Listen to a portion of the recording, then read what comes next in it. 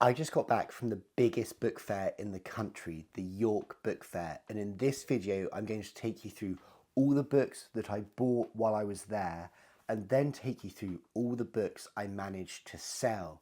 And at the end of the video we'll see if I sold enough books to cover all of these new purchases. So it's Sunday afternoon and I'm sorry if I sound a bit croaky, but it's been 3 long days up in York, setting up, exhibiting at the fair, and then late last night closing up and driving back down south. So excuse that in this video, but we're going to jump straight in with the first book, and we have this absolutely beautiful binding on this book about Queen Victoria.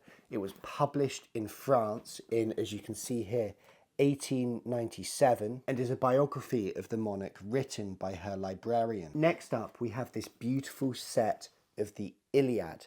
This was published in Glasgow in 1756 by Foley, who are known for their beautiful typography.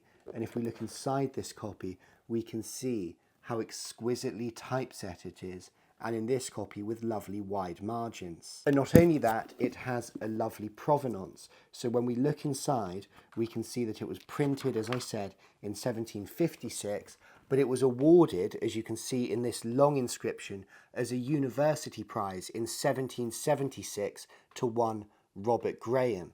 And then a much smaller inscription at the bottom of the page shows us that Robert Graham gave this set of the Iliad as a gift to his son in 1832. Next, we have another beautiful binding on a book of common prayer. This is an arts and crafts binding executed by Douglas Cockrell in 1903. And if I open up to the rear paste down, we can actually see Douglas Cockrell's signature there. The binding itself isn't in very nice condition, but I have a plan for it, and you'll hear more about that later in the video. Next up, we have 3 Tintin first editions. These are first UK editions of 3 Tintin books. We've got Prisoners of the Sun, we've got Red Rackham's Treasure, and we've got Tintin in Tibet. I also very naughtily bought a book for myself. This is a beautiful copy of the Admiral Crichton, J.M. Barrie's play, beautifully illustrated by Hugh Thompson. Some of you know that I collect St Andrews material for my private collection, which you can find in this bookcase behind us here. And the Crichton myth is one of the great St Andrews myths about this amazing polymath called James Crichton. I recently bought another book about him, not fiction but non-fiction. This is a biography of James Crichton that was published in, this being the second edition, in 1823, and the copy that I bought was actually inscribed by the book's author to a librarian at the British Museum. So this work of non-fiction on Crichton goes very nicely next to probably the work more than any other that went on to propagate the Crichton myth.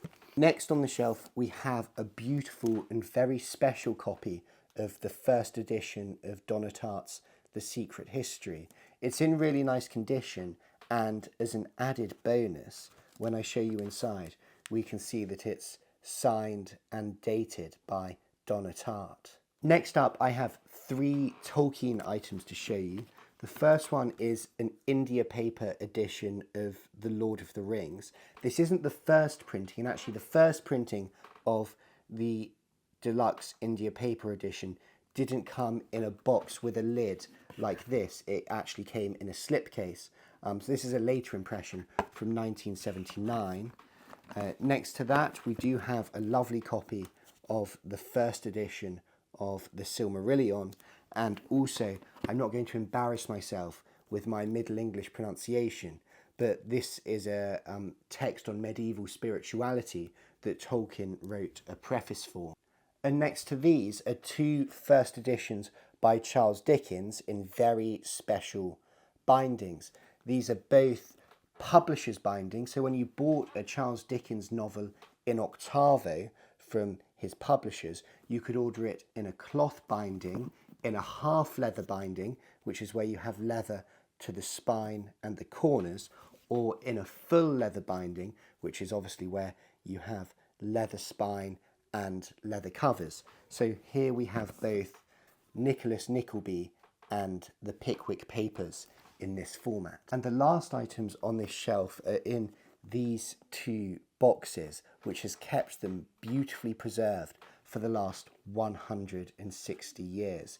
I'm going to take them out individually and then show you them both together. So this is a beautifully preserved pair of both a Bible and a Book of Common Prayer in beautiful velvet bindings with gold decoration. I'll use the copy of the Bible to show them off to you.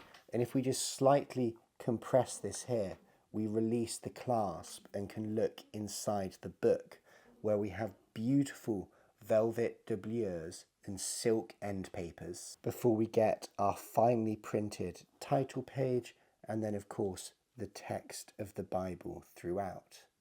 And last but not least, on the bottom shelf here, we have a 12-volume set of a very popular work, and that is The History of Middle-earth, obviously based on J.R.R. Tolkien's manuscripts and edited by his son Christopher Tolkien. So that's from the Book of Lost Tales all the way along and through to the final book in the series, The Peoples of Middle-earth. So that brings my total spend at the book fair to £4,360. So how about the books that I sold? Well, on the first day of the book fair, I sold a beautiful edition of the poems of Sappho that I'll lay over here. A limited edition. It had a beautiful Rockwell Kent book plate in it, and it sold to a very, very good friend of mine. On the first day, I also sold a lovely copy of the first edition of Maurice by E.M. Forster, and a book that you may have seen in a short I posted over the weekend, Winston Churchill's own copy of a book about his ancestor Sarah Churchill, the Duchess of Marlborough. And then right at the end of the day, I sold two of the most beautiful books on my stand. This stunning Edinburgh binding on a book called The History of Scotland, printed in the 17th century, and also this beautiful Book of Hours that was printed with chromolithography in 1846 and in a fantastic medieval revival binding by Leon Gruhl. The second day at the book fair was much quieter, and the only book I sold at the fair on the second day was a first edition of J.R.R. Tolkien's Beren and Luthien. And by my calculations, that brings us very close to our total amount spent, £4,445. But I have to confess, that's not all, because during a couple of lulls during the Saturday of the book fair, I thought about some people that might like to purchase the books that I found there.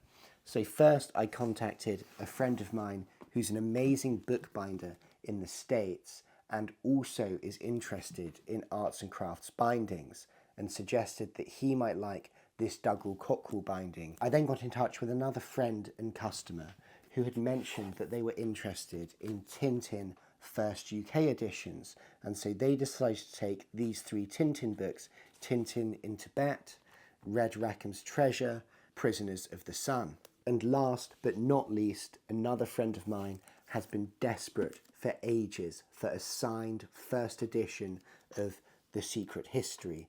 So I messaged her about it as well, and she decided to buy it. Now, I think it's fair enough to count all of those as fair sales as well. So if we're going to add those to the count, we get a grand total of £6,095, meaning that we just about managed to cover all of these purchases with the books that we bought at the book fair. And just as a quick note to finish, thank you so much to everyone who came by the fair to have a look at my books, or just to say hello to me, or hello to Sienna, who was helping on my stand this weekend.